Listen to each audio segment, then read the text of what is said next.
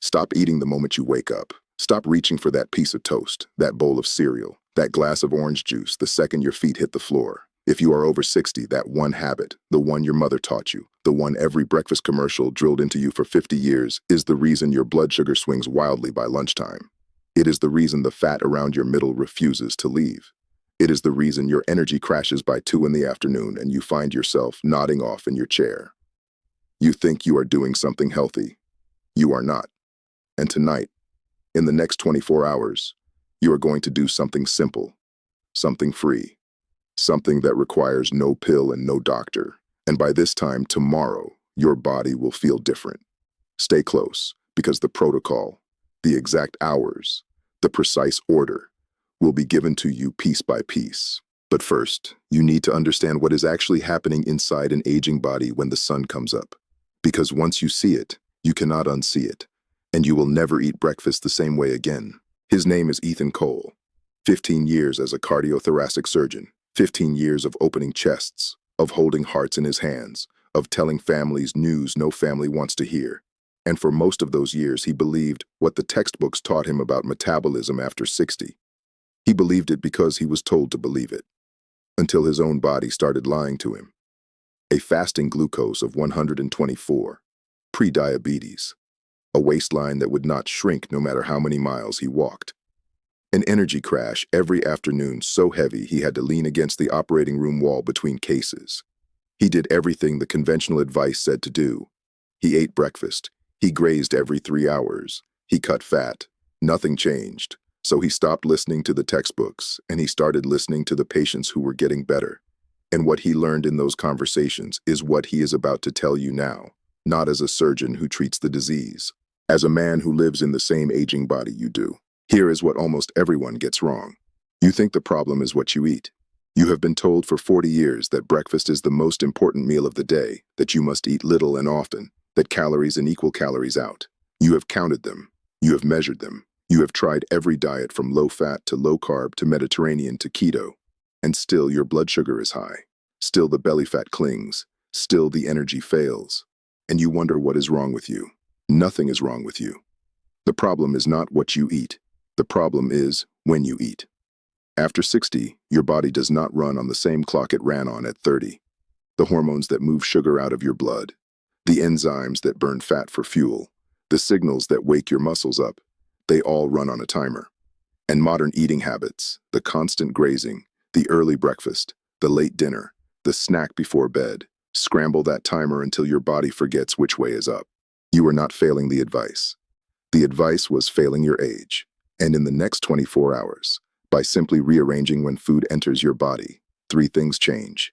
Your blood sugar steadies. Your body taps into stored fat for the first time in years. And your energy, the real energy, the kind you had in your 40s, comes back. Before going further, the stakes need to be clear because this is not about looking better in a mirror. This is about whether you stay independent in your own home. 1 in 3 adults over 65 is now pre-diabetic or diabetic, and most of them do not know it. Type 2 diabetes triples the risk of heart attack. It doubles the risk of stroke. It is the leading cause of blindness, of kidney failure, of the amputations that end mobility forever. Belly fat after 60 is not cosmetic. It is metabolic poison. Each inch of waistline above 35 for a woman, 40 for a man, raises the risk of an early death by a measurable, terrifying percentage.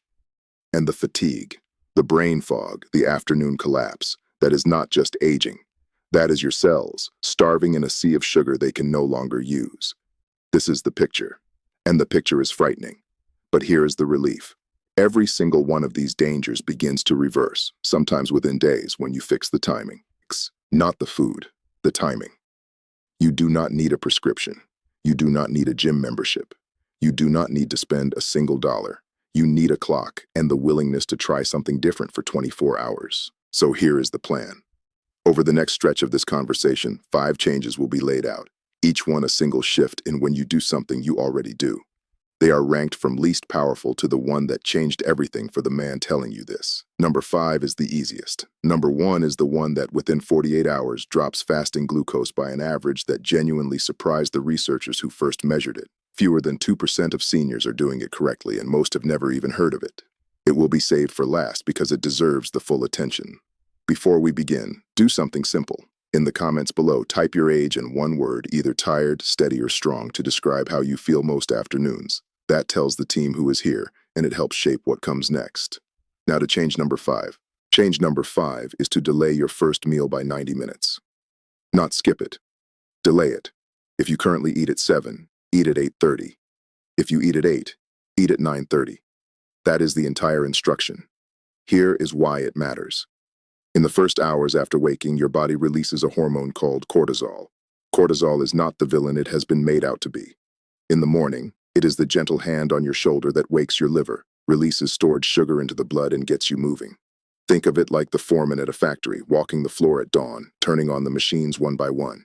If you eat the moment you wake up, you dump food into a body that has just turned on its own internal fuel supply. You are pouring gasoline on a fire that was lighting itself just fine. Blood sugar spikes. Insulin floods in, and the morning that should have burned fat ends up storing it. A study out of a clinical nutrition journal in 2021 followed adults over 60 who delayed breakfast by 90 minutes for 4 weeks. Their fasting glucose dropped by an average of 12%. Their waist circumference shrank by an average of nearly an inch. No other change.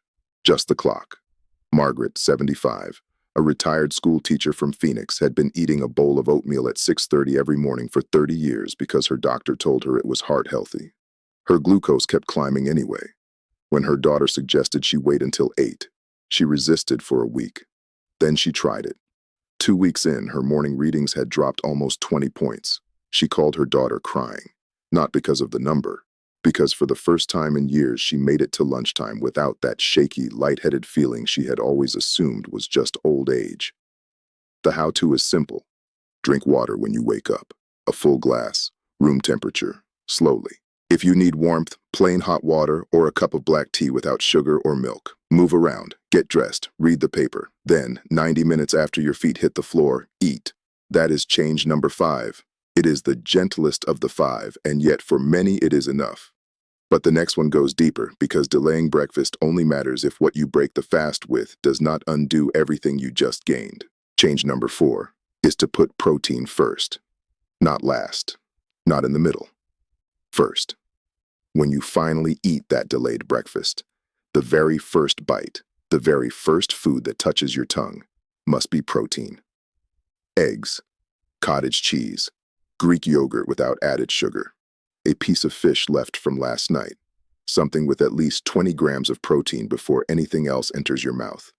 Here is the mechanism. After 60, your muscles develop something called anabolic resistance. Picture your muscle cells as houses with doors. At 30, those doors swing open at the slightest knock from protein. At 60, those doors are stuck. They need a much louder knock to open. If you eat carbohydrates first, the insulin response shuts those doors even tighter, and the protein that arrives later cannot get in. The amino acids float past the muscle, get converted to sugar, and end up stored as fat. But if you lead with protein, the doors open before insulin floods the system, and the muscle finally gets fed. A trial published in a geriatric medicine journal in 2019 found that adults over 60 who ate protein first at every meal preserved nearly 44% more lean muscle over 6 months than those who ate the same foods in a different order. Same food, same calories, different order, different body. Raymond, 74, a retired engineer from Tucson, had been losing strength for years. He could not open jars his wife handed him. He could not lift his grandson without his back complaining. His doctor said it was sarcopenia, the muscle loss of aging, and there was nothing to do but accept it. He refused to accept it. He started eating 3 eggs before he touched his toast or his fruit. 6 weeks later, he carried 2 bags of groceries up the porch steps without setting them down. He cried in the kitchen. His wife thought something was wrong. Something was right. The how-to is exact. 20 to 30 grams of protein as the first food at every meal. 3 whole eggs is roughly 18 grams. A cup of plain Greek yogurt is roughly 20. 6 ounces of cottage cheese is roughly 21. Eat that first. Then, and only then, add the carbohydrates, the fruit, the bread, the oats. The order is the medicine. And if change number 4 feels like a small thing, wait. Because change number 3 turns this from a meal rule into an all-day shield, and it involves something most people over 60 are doing exactly backwards. Change number 3 is to walk for 10 minutes after each meal. Not before. After. The window is the 30 minutes following the last bite. And inside that window lives one of the most powerful, free, completely ignored tools in all of metabolic medicine. When you eat, sugar enters your bloodstream. It has two places to go, either into your muscles to be burned or into your fat cells to be stored. The deciding factor, more than almost any other, is whether your muscles are moving. A walking muscle is a hungry muscle. It pulls sugar out of the blood without needing much insulin at all. Picture your bloodstream as a crowded highway and your muscles as parking garages. After a meal, the highway is jammed with sugar molecules looking for somewhere to park. If you sit down, the muscle garages stay locked. The sugar circles and circles, eventually ending up in the fat lot across the river. If you walk, even slowly, even gently, those muscle garages open their gates and pull cars in by the hundreds. A study published in 2022 looked at adults in their 60s and 70s who walked for just 10 minutes after each meal. Their post-meal blood sugar spikes dropped by an average of 22% compared to those who sat. Not a brisk walk, not a workout, a stroll. Around the kitchen, down the driveway, up and down the hallway. Dorothy, 71, a retired teacher, used to lie down on the couch after dinner because her legs felt heavy and her stomach felt full. Her glucose monitor showed her sugar climbing to nearly 200 most evenings. Her son, a nurse, told her to try 10 minutes of slow walking instead of the couch. She thought it was nonsense. She tried it anyway because she loved her son. After 2 weeks, her evening readings were under 140. After a month, she stopped needing her afternoon nap entirely. Before going to the next change, do something. If you are still here, still listening, hit the like button. Not because of vanity, because the next change is the one most people skip, and the one after that is the one that changed everything. The like tells the platform to keep showing this to other people over 60 who need to hear it. Now to change number 3's how-to. 10 minutes. Within 30 minutes of finishing your meal. Pace does not matter. Distance does not matter. Just movement. If your knees hurt, march in place.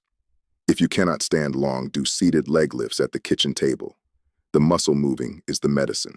3 meals, 3 walks, 30 minutes total across the entire day. That is the prescription.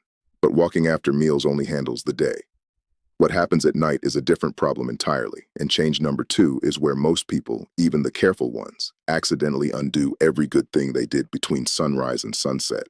Change number 2 is to stop eating 3 hours before bed. Hard stop.